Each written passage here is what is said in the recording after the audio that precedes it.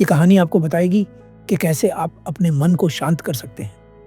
ये कहानी एक राजा और एक बौद्ध भिक्षु की है। राजा तो बहुत से हुए, पर ये बौद्ध भिक्षु सबसे अलग थे।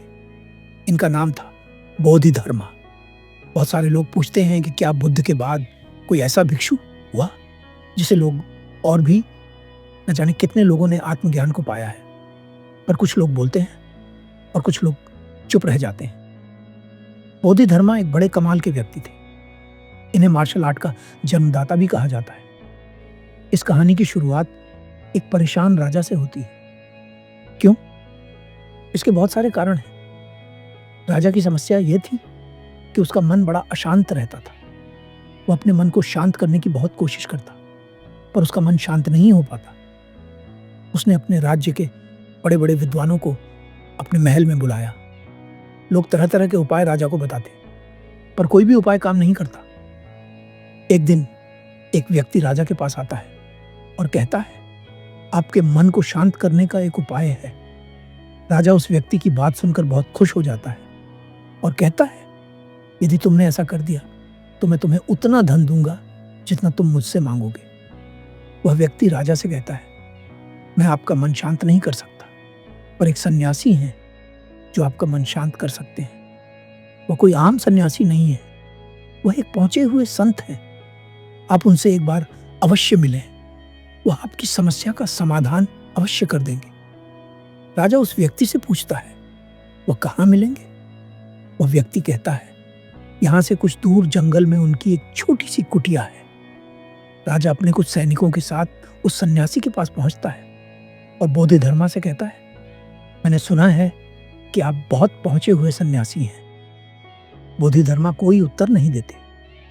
राजा सोचता है कि शायद उन्होंने सुना नहीं। वह फिर कहता है, मैंने सुना है कि आप बहुत पहुंचे हुए सन्यासी हैं। क्या आप मेरी समस्या का समाधान कर सकते हैं? बोधिधर्मा राजा के प्रश्न का कोई उत्तर नहीं देते। राजा मन ही मन सोचता है कि बोधिधर्मा उसे कोई उत्तर क्यों नहीं दे रहे। राजा मुद्दे की बात पर आता है और पूछता है, क्या आप मेरे मन को शांत कर सकते हैं? मुझे खुद अंदाजा नहीं है कि मेरा मन क्यों अशांत रहता है। मेरे पास हर सुख सुविधा है, लोगों के मन में मेरे लिए आदर है। मैंने बहुत सारे दान पुण्य भी किए हैं, पर बस एक चीज की कमी है मेरे अंदर, मेरा मन अशांत रहता है। कभी कभी ये शांत हो भी जाता है तो फिर से अशांत हो जाता है।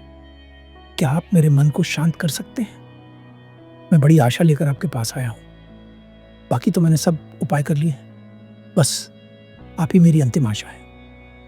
बोधिधर्मा राजा से कहते हैं, बिल्कुल, मैं तुम्हारे मन को शांत कर सकता हूँ। राजा बहुत खुश हो जाता है। वो पूछता है, उसके लिए मुझे क्या करना होगा? बोधिधर्मा मुस्कुराते हैं और कहते हैं, कल सुबह तुम मेरे पास आना, पर ध्यान रहे अकेले आना। राजा कहता है, ठीक है, कल सुबह मैं आपके पास आ जाऊंगा।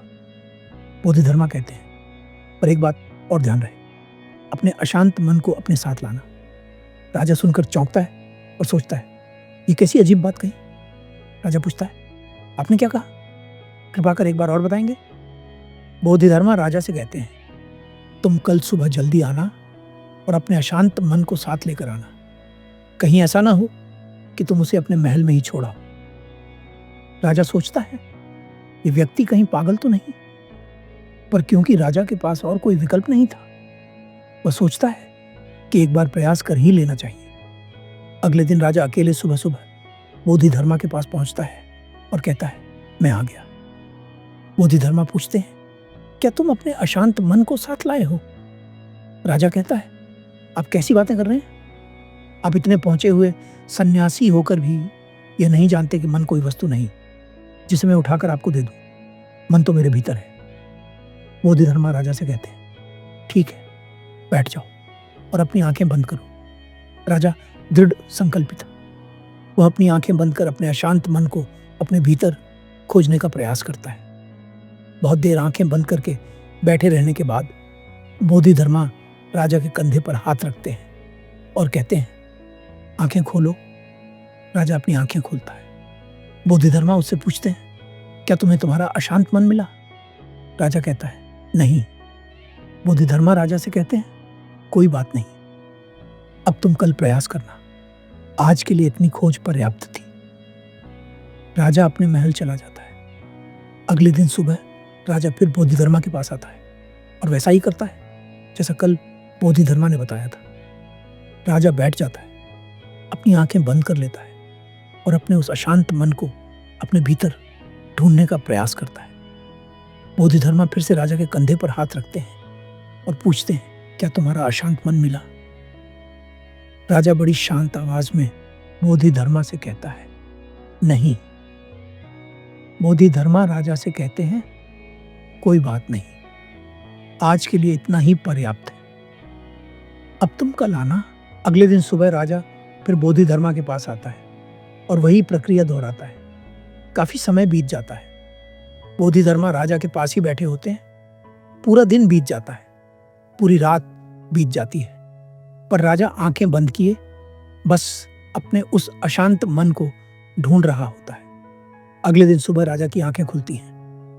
वह बोधिधर्मा के चरणों में गिर जाता है और कहता है, मुझे मेरा अशांत मन तो कहीं नहीं मिला, पर वह शांति जरूर मिल गई जिसकी तलाश में मैं अब तक भटक रहा था। उस राजा की ही तरह आप भी अपने मन की शांति को कहीं बाहर खोज रहे हैं। वह शांति कहीं बाहर नहीं, वह शांति आपके भीतर ही है। बस आपको जरूरत है उसे भीतर खोजने की। धन्यवाद।